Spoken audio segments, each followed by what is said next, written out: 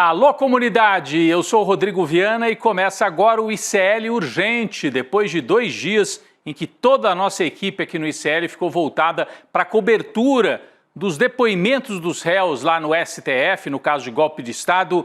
O ICL Urgente não foi ao ar segunda e terça, porque a gente estava ao vivo aqui acompanhando tudo. Voltamos então para a nossa programação normal, sempre às 5 horas da tarde, com as principais informações do Brasil e do mundo. E sempre com a gente na redação do ICL, a Laura Couto, bem-vinda de volta. Depois desses 2 dias, a Laura estava trabalhando com a gente na cobertura lá do STF, né, Laura? Boa tarde, Rodrigo. Boa tarde. Finalmente, Urgente de volta depois dessa nossa programação especial. Boa tarde para todo mundo que está nos assistindo. Boa tarde para a Laura, boa tarde para você que mora nesse país em que o ex-presidente Jair Bolsonaro fica mais perto da prisão, depois de concluídos os depoimentos dos réus no principal núcleo golpista, o núcleo 1, Bolsonaro, vários generais, depoimentos encerrados ontem, e daqui a pouco a gente vai trazer o calendário, o que falta daqui para frente para o julgamento e provavelmente para a prisão de Jair Bolsonaro, se é que ele não vai seguir os passos de outros bolsonaristas, escapando, fugindo para alguma embaixada, fugindo, atravessando a fronteira. Será que ele encara a prisão? É o que nós vamos conversar daqui a pouquinho sobre esse tema. Agora, assuntos de noticiário internacional, já voltamos ao Bolsonaro. Vamos falar também de extrema-direita e de ataques às manifestações democráticas pelo mundo. O ativista brasileiro Thiago Ávila, que está preso em Israel desde a madrugada de domingo, foi colocado em uma solitária, está aqui a manchete, e ele deve ser deportado para o Brasil a qualquer momento. Tem a manchete. O Thiago já esteve várias vezes aqui, deu entrevista ao ICL, o Chico Pinheiro me contava agora há pouco, eu lembro bem, eu também já entrevistei o Thiago. É uma personalidade, um personagem importantíssimo e está numa solitária nesse momento, sendo maltratado, mais um, pelo regime sionista israelense. Ávila permanece em greve de fome desde domingo, quando forças israelenses interceptaram o barco em que ele estava, junto com outros 11 ativistas, incluindo a sueca Greta Thunberg. O grupo, conhecido como Flotilha da Liberdade, ia rumo à faixa de Gaza para levar ajuda humanitária. Todos foram presos. É proibido levar ajuda humanitária para os palestinos nesse genocídio que segue a ser cometido pelo Estado fora da lei de Israel. Laura Couto tem mais informações para a gente. Laura, por favor. Rodrigo, em caso de deportação, o prazo de retorno é de 72 horas a contar do momento da prisão. Então, o Thiago deve voltar para o Brasil amanhã, quinta-feira. Além disso, ele está proibido de voltar para Israel pelos próximos 100 anos. O Itamaraty confirmou que o Ávila está em um centro de detenção em Israel e se recusa a assinar os documentos de deportação para o Brasil. 4 tripulantes da flotilha já foram deportados, incluindo a ativista Greta Thunberg, que deixou Israel na manhã de ontem, Rodrigo. Muito bem, muito bem não, muito mal, né? Prisão solitária, proibido entregar mantimentos e ajuda humanitária, e ele vai ser deportado para o Brasil. É um gesto a mais nesse abuso, mais um abuso cometido pelo Estado de Israel. Bom, Estados Unidos, os protestos contra o governo de Donald Trump entram no 5º dia em Los Angeles, na Califórnia. Um toque de recolher está em vigor em parte do centro da cidade. E a Laura tem mais informações para a gente sobre isso também. Laura. Rodrigo, o estopim dessas manifestações em Los Angeles foi uma operação do Serviço de Imigração dos Estados Unidos para prender imigrantes nesse final de semana em Los Angeles. 4.000 soldados da Guarda Nacional foram mobilizados em Los Angeles para atuar nesses protestos que estão acontecendo contra o governo de Donald Trump. Esses soldados da Guarda Nacional, eles têm a função de proteger os agentes do ICE, que são esses agentes do Serviço de Imigração, nessas batidas contra os imigrantes na cidade de Los Angeles. Agora, o governador da Califórnia, o Gavin Newsom, ele fez um discurso muito forte na TV, no qual ele comparou o Donald Trump com um ditador falido e chamou o momento de perigoso para a democracia. O governador democrata também acusou o Trump de colocar a nação à beira do autoritarismo ao enviar essas forças militares para a cidade para conter os protestos. É isso, Laura. Esse vídeo, esta fala do governador da Califórnia é muito importante. Ele diz: todos temiam o momento do ataque frontal à democracia. E esse momento chegou. né? O Donald Trump atuando por cima das leis, atuando sem levar em conta os estados, como a Califórnia, um estado importantíssimo, o mais populoso lá dos Estados Unidos. O governador faz o alerta de que avança o regime autoritário de Donald Trump lá nos Estados Unidos e, portanto, vão aumentar também os protestos por várias partes do país. A prefeita de Los Angeles, Karen Bass, afirmou hoje que deseja conversar com o presidente Trump sobre esses protestos. Ela disse que o toque de recolher no centro da cidade vai durar o tempo que for necessário para evitar saques. Mas as manifestações não estão concentradas somente em Los Angeles. A gente tem imagens de manifestações acontecendo também em Nova York. Acho que a gente pode colocar aqui na tela. Dezenas de pessoas marcharam hoje em Nova York, olha aí, até com bandeiras do México, de outros países latino-americanos, marcharam em direção à sede da administração federal em Nova York. É claro, o governo federal tem as suas sedes espalhadas pelos estados lá nos Estados Unidos. E hoje a manifestação se concentrou em frente a este prédio da administração federal em Nova York. Milhões de latino-americanos, descendentes, muitas vezes nascidos já nos Estados Unidos, estão se sentindo ameaçados. Muitos deles votaram em Donald Trump e ele está perdendo rapidamente apoio entre a população latina, como eles dizem lá, a população latina, que em parte votou no Donald Trump porque queria ordem e tal. Ó, ICE out of. Então, a ICE é essa autoridade que cuida das imigrações e das alfândegas nos Estados Unidos. ICE virou um sinônimo de SS, lembra? A guarda dos nazistas, a ICE cumpre esse papel. As SS perseguiam os judeus e outros indesejáveis no regime alemão. E a ICE persegue latinos, imigrantes em geral e outros indesejáveis no regime autoritário de Donald Trump. Além dessa manifestação em Nova York, a agência de notícias Associated Press traz manifestações, notícias sobre manifestações em São Francisco e Santa Ana, na Califórnia, em Austin, Dallas, Houston e San Antonio, no estado do Texas. Também manifestações nas seguintes cidades: Chicago, Atlanta, Washington, D.C., ou seja, na capital federal, Boston, Filadélfia, Seattle e Denver. Então as manifestações vão se espalhando pelos Estados Unidos. Até certo ponto, me parece, o Donald Trump quer faturar com essas manifestações. Há uma torcida dele para que as manifestações fiquem violentas e que ele possa impor o discurso da ordem, já que ele não traz resultados econômicos, precisa trazer alguma coisa. É o inimigo interno. Não consegue trazer os resultados que ele dizia que ia trazer na campanha. América grande de novo, Make America Great Again. Se não é possível fazer a América Great Again, a culpa deve ser de alguém. De quem é a culpa? Dos latinos, dos imigrantes, dos árabes. Isto é assim nos Estados Unidos e tem sido assim na Europa e foi assim nos anos 20 e 30 na Alemanha nazista e na Itália fascista. Enquanto ataca os imigrantes, Donald Trump, no seu vai e vem sobre as tarifas, disse hoje que chegou a um acordo com a China.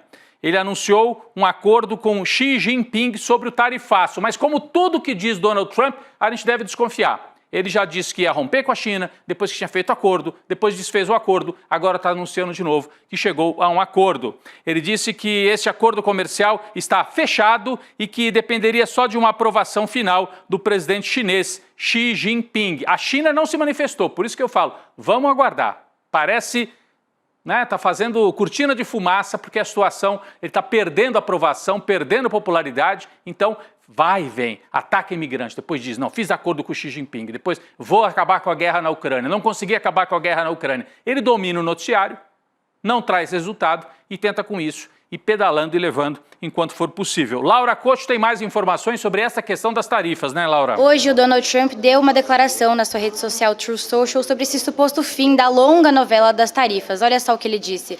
Nosso acordo com a China está feito, sujeito à aprovação final com o presidente Xi e eu. Forneceremos à China o que foi acordado, incluindo estudantes chineses usando as nossas faculdades e universidades. Estamos recebendo um total de 55% das tarifas e a China está recebendo 10%. Segundo o Trump, o acordo entre os países foi fechado depois de 2 dias de negociações entre autoridades da China e dos Estados Unidos em Londres, na Inglaterra. Rodrigo. Você vê como é que é o método dele, Laura? Agora ele está vendendo a ideia de que os chineses, olha como nós somos legais, vão até poder estudar aqui nas nossas universidades. Já estavam lá estudando. Aí ele anuncia, vão ter que sair.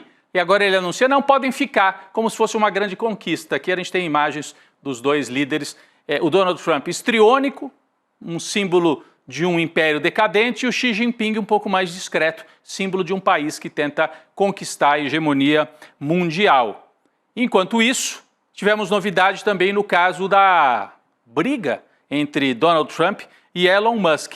O multibilionário dono do X, dono da Tesla, dono da Starlink, recuou na briga com o seu antigo aliado Donald Trump.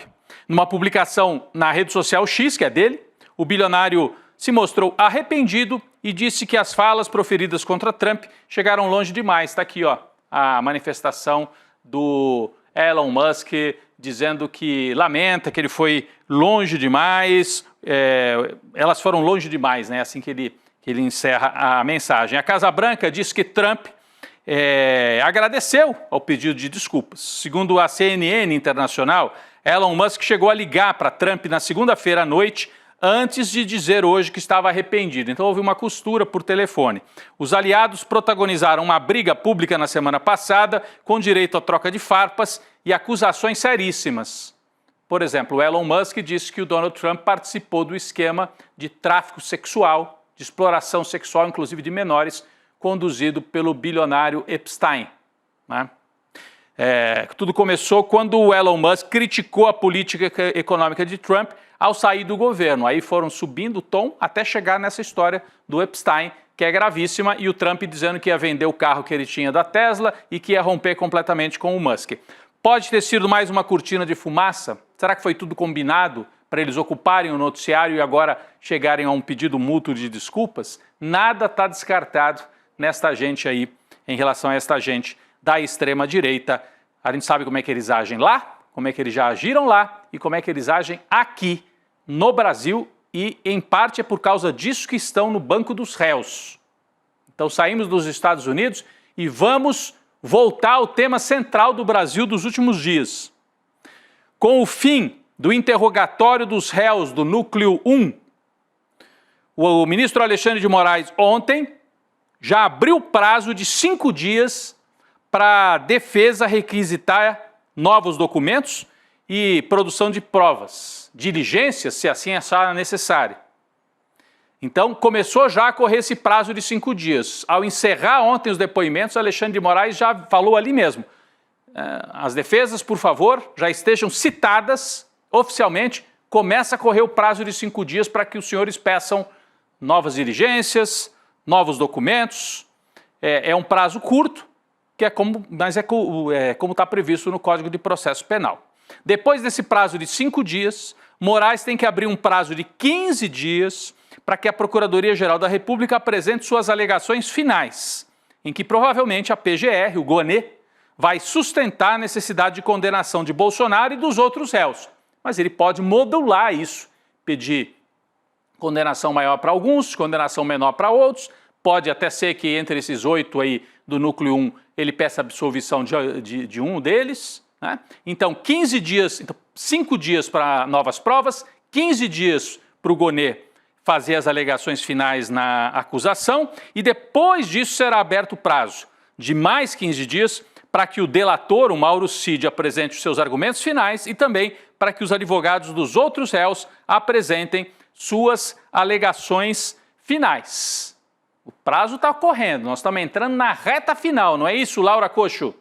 Isso mesmo, Rodrigo. Só depois dessa fase do processo que você citou, o ministro Alexandre de Moraes, que é o relator da ação penal, vai elaborar o relatório final do caso e preparar o seu voto, podendo recomendar a absolvição ou a condenação dos acusados. Vale ressaltar que a conclusão da análise do Moraes não tem um prazo estipulado pelo regimento do STF. Depois do voto do Moraes, a ação pode seguir para o julgamento na primeira turma do STF por uma possível condenação. Agora, uma notícia importante. Um cálculo feito por advogados que representam os réus do processo estipula que o Jair Bolsonaro vai ser preso até no máximo em outubro desse ano. As informações são da coluna da Mônica Bergamo da Folha. A certeza da prisão também já é compartilhada pelo Bolsonaro, aliados e seus familiares, Rodrigo. É isso o prazo Esse prazo de outubro, Laura, o Cacai, o advogado Cacai, que é colunista aqui do ICL, comentarista aqui no N2, já vinha falando para a gente, a Gabi, o Chico e eu já ouvimos várias vezes ele dizendo setembro, outubro termina. E hoje a matéria da Mônica Bergamo na Folha de São Paulo, ouvindo outros advogados, traz a mesma avaliação. Outubro o Bolsonaro deve estar condenado e talvez até preso. Ele tem ainda alguns recursos finais e tal para fazer, mas por volta de outubro deve estar concluído o processo em relação ao Núcleo 1.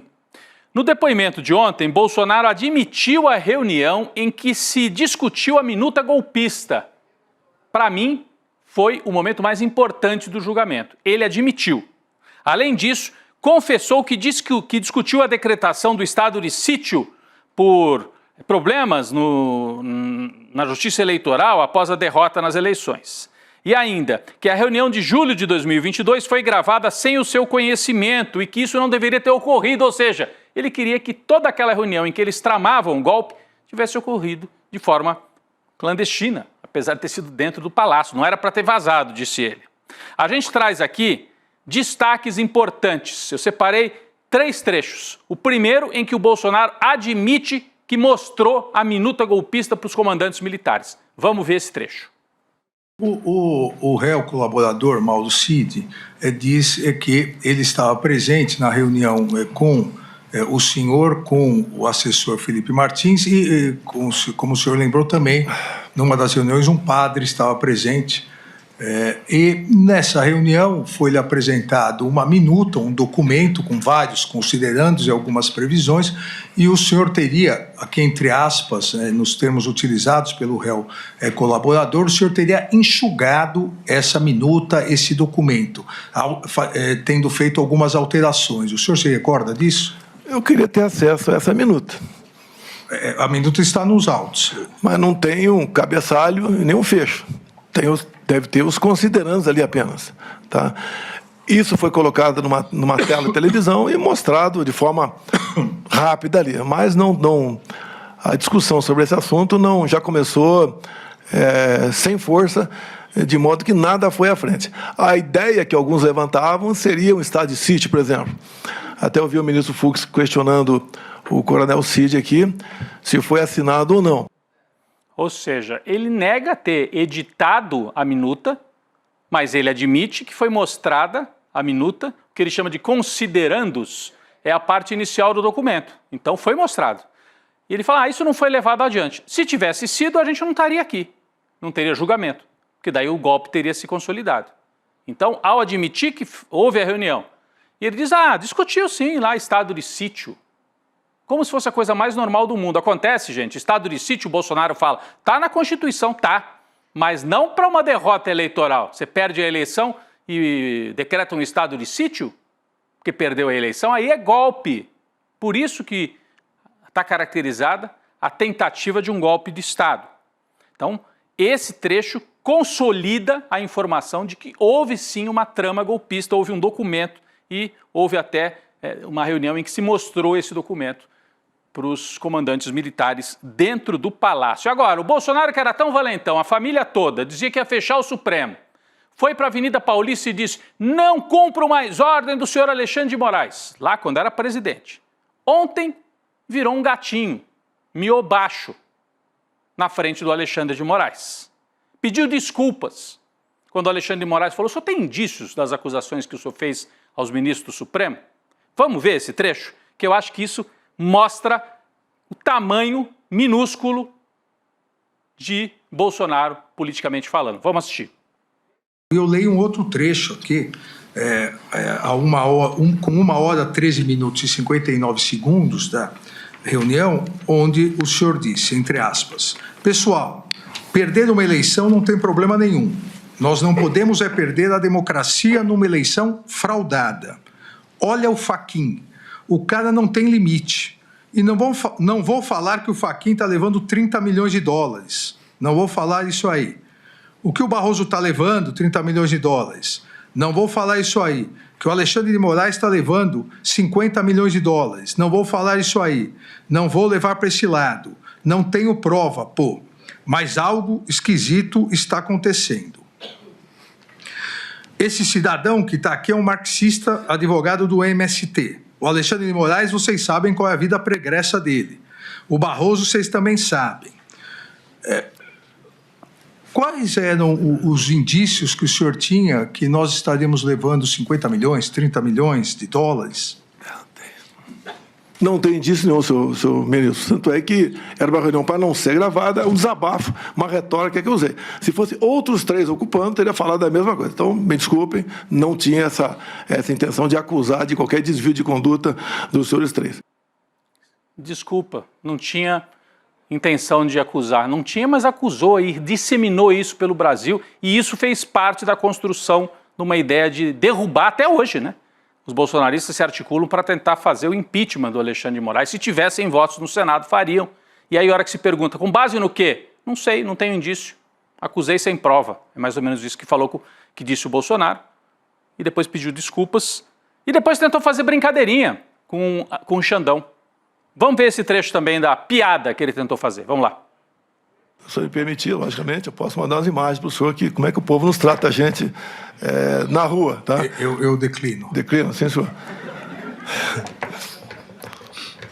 Posso fazer uma brincadeira? O senhor que sabe. Eu perguntaria aos seus advogados antes. Eu gostaria de convidá-lo para ser meu vice em 26. É isso aí. Eu declino novamente. Eu declino novamente, disse o Xandão. Agora, esse tipo de brincadeira, porque o Alexandre de Moraes, a base de apoio do Bolsonaro costumou vê-lo como o ditador, o Xandão malvado. Aí vem o Bolsonaro e faz brincadeira, convida para ser o vice. É uma piada, mas de qualquer maneira, qual é o Bolsonaro que vale? Aquele que dizia que ia fechar o Supremo e insuflou as pessoas a invadirem o Supremo? Ou esse aqui que miou como um gatinho na frente do Alexandre de Moraes? Isso gerou ruído nas redes sociais, não é isso, Laura? A turma do Bolsonaro não está entendendo muito bem o que vale, né? Para ele pegou mal isso, né, Laura? Rodrigo, essa brincadeira aí de mau gosto de convidar o Moraes para ser vice dele em 2026 não colou, não pegou bem. Na mesma hora, uma enxurrada de críticas dos apoiadores do ex-presidente Bolsonaro dominaram as redes sociais. Eu vou citar aqui alguns comentários que a matéria do portal ICL Notícias, que vocês estão vendo aí, separou. Abre aspas, o cara querendo prender ele e ele fazendo piadinha. Outro comentou, piadas são feitas com amigos e não quem está querendo te prender. Não concordo com essa linha que Bolsonaro segue no julgamento. E o terceiro, que eu considero melhor. Que isso, o cara está para ser condenado a 500 anos de prisão e faz graça. Olavo, que eu acredito seja o Olavo de Carvalho, estava certo. Queria ressaltar também que em determinado momento Bolsonaro chamou alguns dos seus apoiadores de malucos, né, Rodrigo? Falou, e aí isso é coisa desses malucos que estão aí pela rua, querendo dizer, insuflei, são uns malucos, acreditaram, invadiram lá. Se tivesse dado o golpe, certo golpe, para ele teria sido lucro. Mas ele chama de maluco, de malucos. Por isso que o Bolsonaro está mais perto da cadeia depois do depoimento de ontem. Outubro, a princípio, é a data para a gente ficar de olho. O julgamento terminaria por aí. A partir de outubro pode ser a hora da cadeia, se é que o Bolsonaro não vai fugir para uma embaixada, cruzar a fronteira, vai se esconder lá nos Estados Unidos, pedir ajuda para o Donald Trump. Gente, Brasília, mais uma audiência na Câmara marcada por bate-boca e troca de acusações. O ministro da Fazenda, Fernando Haddad, foi questionado pelos deputados Nicolas Ferreira e Carlos Jordi, ambos do PL, sobre a suposta gastança do governo Lula. Quem fazia a gastança era o Paulo Guedes, né, que pedalou com os precatórios e fez os maiores absurdos. Mas vamos adiante. Eles argumentaram que o governo federal tem aumentado impostos e ainda assim registrado déficit nas contas. No entanto, Haddad partiu para o contra-ataque e aproveitou para criticar Nicolas e Jordi, que não estavam presentes na hora da réplica do Haddad. Ele classificou a atitude dos dois como molecagem. A partir daí começou o bate-boca. Vamos acompanhar. Esse tipo de postura, esse tipo de molecagem de Nicolas e Jordi, que correram do debate, não vai adiantar. Quem sabe eles apareçam aqui ou ouçam essa gravação no YouTube, para ver se aprende um pouco de conta pública. Não vem aqui querer cantar de galo na Câmara dos Deputados, porque você é ministro, mas eu sou deputado. Respeite o parlamento. Moleque é você.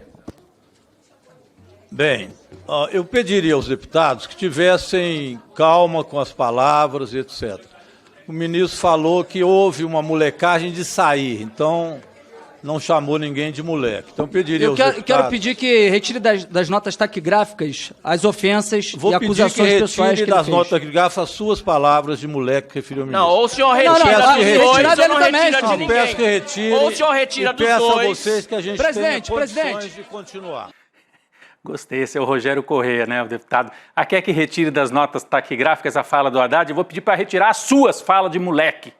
Esses moleques ali do Partido Liberal. Moleque, tudo de 40 anos para cima, né? Mas falando sobre Haddad, pessoal, a situação não está boa. O presidente da Câmara, Hugo Mota, voltou a criticar as medidas apresentadas pelo ministro como alternativas para o aumento do IOF. Laura Couto conta mais para a gente sobre isso. Rodrigo, Hugo Mota disse hoje que as medidas apresentadas pelo Haddad devem ter uma reação muito ruim no Congresso. Entre essas medidas estão o fim da isenção de imposto de renda de LSI e LCA, que são títulos importantes para financiar setores produtivos em um cenário de juros elevadíssimos, segundo o Mota. Ele disse o seguinte, abre aspas, temos que entender que apresentar ao setor produtivo qualquer solução com aumento de tributos sem o governo apresentar o mínimo dever de casa não será bem aceito pelo setor produtivo e pelo Poder Legislativo. A medida provisória com as alternativas ao aumento do IOF pode ser publicada no Diário Oficial da União ainda hoje, Rodrigo. É isso, né? O Haddad tem feito várias propostas que estão sendo barradas numa espécie de chantagem conduzida por parte do Congresso Nacional e o ministro está lá pacientemente dialogando com o Centrão, que está defendendo os interesses do setor financeiro, e com a molecagem do PL. Os moleques do PL, como disse o Fernando Haddad. Partido fascista e nazista tinha muito moleque também. Aqui tem alguns, né?